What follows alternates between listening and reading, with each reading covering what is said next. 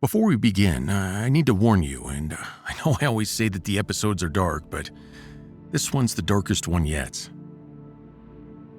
So far on this channel, we've got to talk about 4 different stories of revenge. We talked about Edmond Dantes, who dismantled 3 lives with surgical precision, and then we talked about Medea, who burned everything down, including herself. Then was Amy Dune, that was the 3rd episode, that was Gone Girl, and she wins, and in the process, she never even has to raise her voice. She never gets in an argument, she never does anything, but by the end of the story, the whole nation wants the husband murdered. It was a masterful story of revenge. And then just this last episode, we had the House of Atreus, and it's a story where every killer was also a victim, and because of that, the cycle never ends. Somebody's wronged, they wrong, that person wrongs, and it just keeps going on. And finally, at the end of the story, Athena grants mercy, and it's beautiful because it shows that mercy triumphs over vengeance. And every one of those stories, no matter how dark it got, it at least had one thing in common, and that was that the person seeking revenge was wronged first. There was a wound, there was a response to the wound, and we could trace the logic even when we couldn't forgive the action. Like, we knew they were wrong and they wanted to do something about it. It was whether or not they crossed the line in seeking that revenge. But today, all of that changes. We're going to step outside of that. Today, we're going to talk about a man who goes so far past revenge, so completely beyond any framework of justice or proportionality or human understanding, that we have to ask a question Dark Margins has never asked before. And that question is, at what point does revenge stop being revenge and become something evil? This is the story of Atreus and Thyestes. It's the darkest chapter in Greek mythology. It describes an act so unspeakable that it cursed a bloodline for generations. This is the story that proves that some things once done can't be undone. All right, let's get into the episode.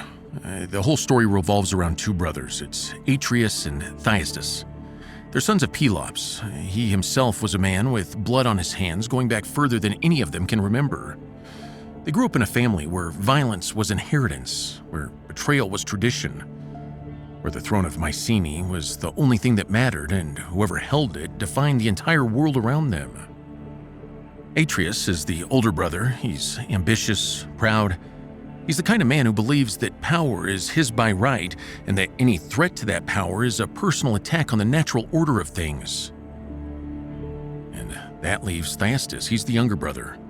He's clever, charming. He's the kind of man who looks at his brother's certainty and sees an opportunity. And between them, there's this golden lamb. A miraculous animal. It's a symbol of divine favor. It's one of the gods' endorsements on whoever holds it.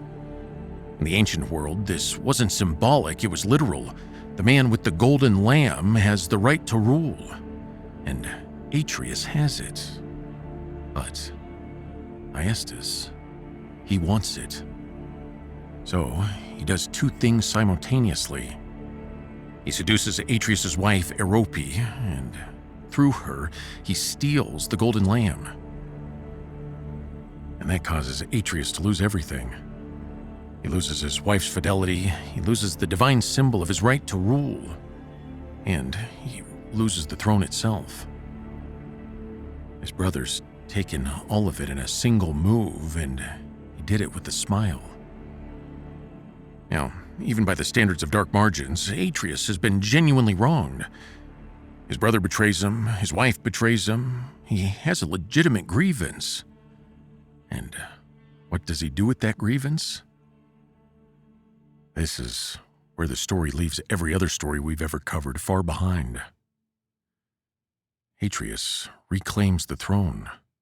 The details of how he reclaims it are almost irrelevant. What matters is that by the time our story reaches its defining moment, Atreus is king again and Thyestes is in exile. And it wasn't good enough just that Atreus get his throne back. He wants to do something darker, and he'd been crafting this revenge, not for days or weeks or months, but for years. And here's what separates Atreus from the other figures in Dark Margins, like Edmond Dantes. Edmund thought about what each betrayer valued most, and he took that specific thing away. We all believed that the punishment fit the crime and that the revenge was proportional. Atreus doesn't have it in his heart to do something that confines to proportionality. He thinks about something else entirely. He thinks about what it would mean to reach inside a human being, past all their pride, ambition, past everything they'd built and protected and called their own, and destroy something so fundamental that the person could never recover. He doesn't want to just hurt Thyestes. He wants to unmake him. And after thinking long enough about it, he finds it. Thyestes has children. He has sons. Boys who carry his blood and his name and his future. Boys who are entirely innocent of everything their father's ever done. But Atreus, he looks at those children and understands something cold and precise and absolutely devastating. They are the things that Thyestes can't afford to lose. So, Atreus sends a message to his brother. A message of reconciliation, of brotherhood, of forgiveness. He invites Thyestes home. He says, "Come back, the exile's over. Let us be brothers again." And Thyestes, who's clever, who should have known better, who spent years living in the consequences of what he did to Atreus, well, in the hope that Atreus had love in his heart, he accepts the invitation. And the banquet Atreus prepares, it's magnificent. Every detail was considered, every surface gleaming. It was the kind of feast that says, this is a celebration, this is a homecoming, this is the end of a chapter that should never have been written. Thyestes arrives to this celebration, to this feast. He sits at his brother's table, he accepts the wine, he accepts the food, and he eats. And when the meal is finished, Atreus shows him what the meal was. The hands, the feet, the heads of his children arranged on a platter.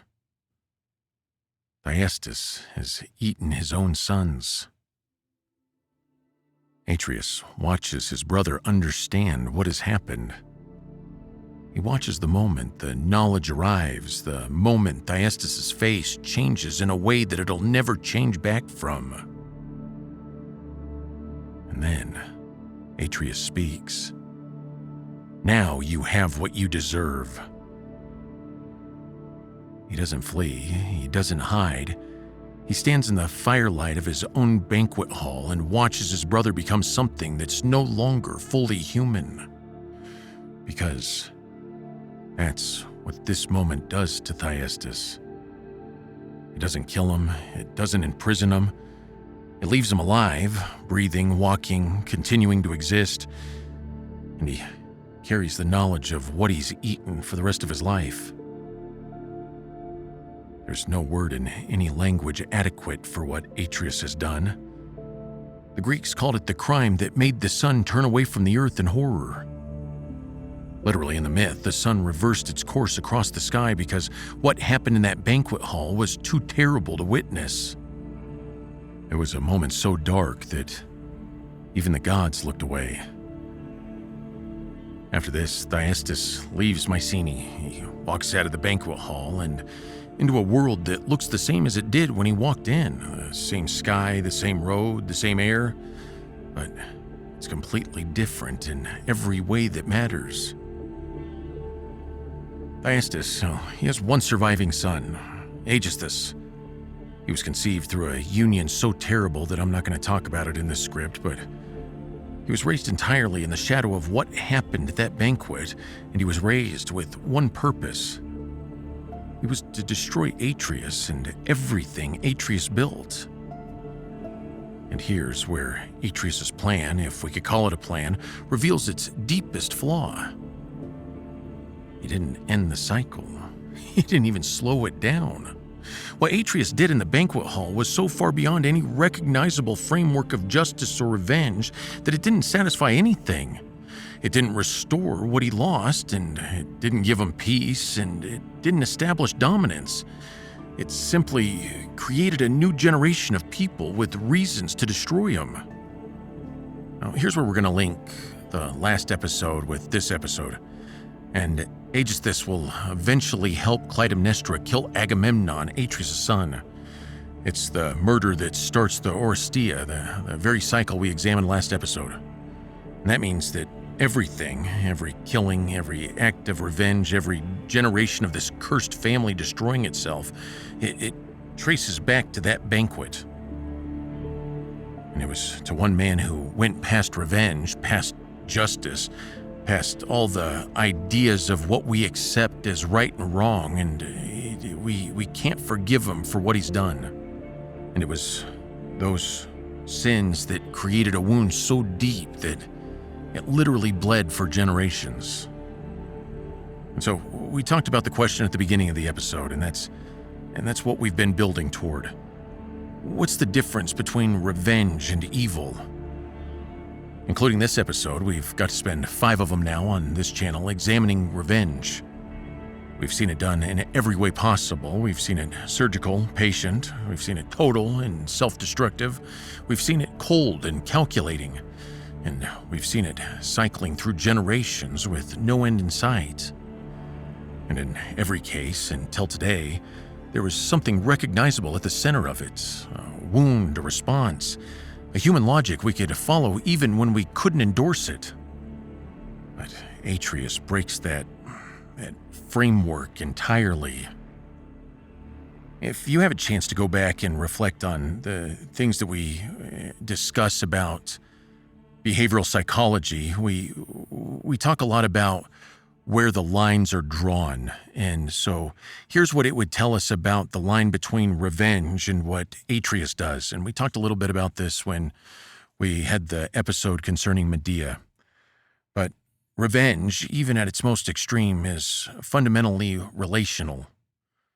And another thing about revenge is it exists in response to something. It's directed at a source of wrong. It always seeks to restore a balance, no matter how distorted that balance may be.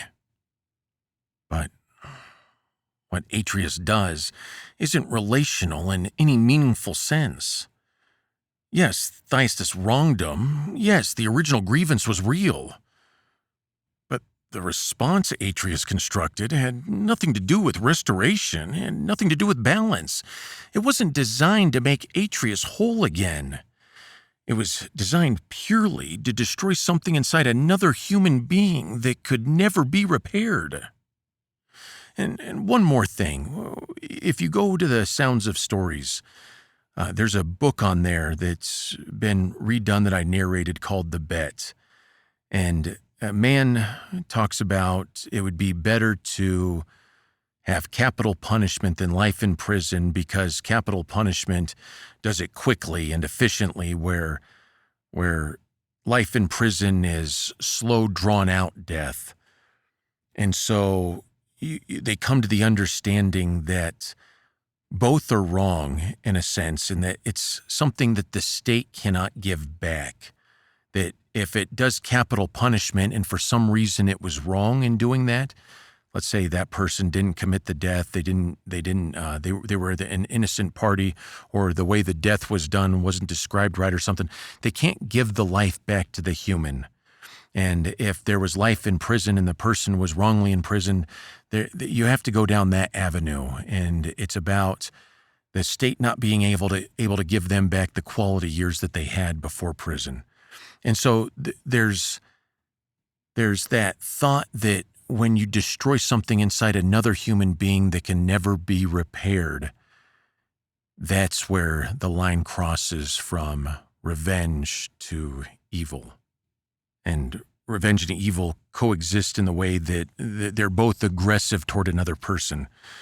But there's a difference between the two, and psychologists would call these predatory aggression and reactive aggression. Reactive aggression, it responds to a threat. It's emotional, immediate, proportional to a perceived injury. And this is where most revenge lies, including everything except for maybe Medea that we've examined on this channel. Now, predatory aggression, that's completely different. It's planned, it's cold.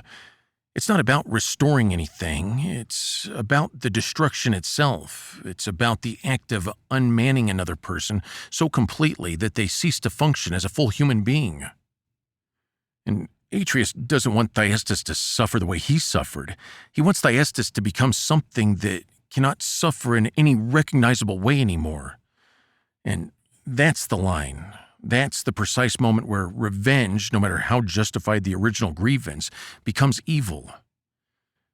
And here's what Aeschylus understood. He was writing the story 2,500 years ago, and he understands something that modern psychology spent decades trying to articulate, and that's that evil doesn't announce itself. It doesn't arrive wearing a sign that says, "This is where justice ended and something else began." It arrived at a banquet table with wine poured and candles lit and the appearance of reconciliation. And by the time you understand what you're sitting across from, you've already eaten. And so now we've done this before. Let's go back to the people that we've studied, the revenge stories that we've taken part in. We see that Edmond Dantes felt real doubt at the end, and that's because his humanity survived. It's what meant that he still had something worth protecting. Medea didn't have any doubt. She lost that version of herself that had something worth protecting. Edmond Dantes still held on to it. She completely abandoned it. Amy Doon, she's still like when we get to the end of the story, she's still cold and calculating. She always has a plan and she always has to act, and she'll never get out of that cycle. So she doesn't necessarily cross the line in its totality to where the husband is no longer human or where she's no longer human. She just can't stop trying to take revenge for him cheating on her. Then the house of Atreus cycled. They kept going in this, you killed someone, therefore I'll kill someone, therefore I'll kill someone cycle, until finally a goddess had to intervene to break it. And it, once again, as I said earlier in the episode, it meant that the mercy that was granted was stronger than the vindication. But Atreus, he felt nothing that night at the banquet except the cold satisfaction of a man who did exactly what he planned to do.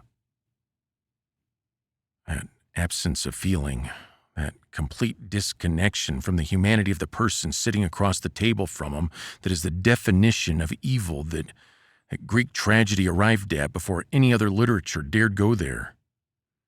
Not a monster, not a demon, not even anything inhuman. It was just a man who decided that another person's humanity was something he had the right to destroy. Well, this story of Atreus and Thyestes appears in many fragments across multiple Greek texts. But Seneca wrote a full tragedy called Thyestes, and it's both devastating and worth reading. It's in the public domain, and I'll try to link it in the description. But if you want the full context of how this banquet poisoned every generation that followed, go back and watch episode 4 on the Oresteia. These 2 episodes together tell one complete story. And if you're worried about us running out of stories, don't worry. We still have plenty more to go. In fact, next time, we leave the ancient world and come somewhere much closer to home.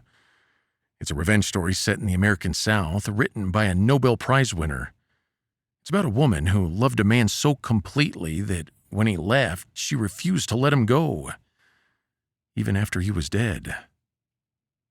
I'm telling you, subscribe, because this one is quieter than anything we've covered, and somehow it's more disturbing. I'm Bobby Garrison, and this is Dark Margins. I'll see you in the next chapter.